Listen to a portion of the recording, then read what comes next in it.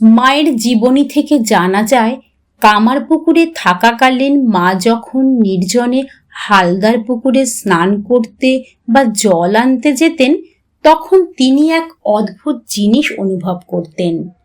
মা নিজেই পরবর্তীকালে ভক্তদের কাছে সেই অভিজ্ঞতার বর্ণনা দিয়ে বলেছিলেন, কামারপুকুরে যখন একলা ঘাটে যেতুম, মনে হতো যেন 8টি ছোট ছোট মেয়ে, কেমন সুন্দর দেখতে, লাল পেড়ে শাড়ি পরা, আমার আগে আগে আর পিছে পিছে চলেছে। মা শারদাকে সাধারণ মানুষ হিসেবে দেখলেও তার আধ্যাত্মিক সত্তা যে দেবীত্বের আধারে ছিল, এই ঘটনাটি তারই ইঙ্গিত দেয়।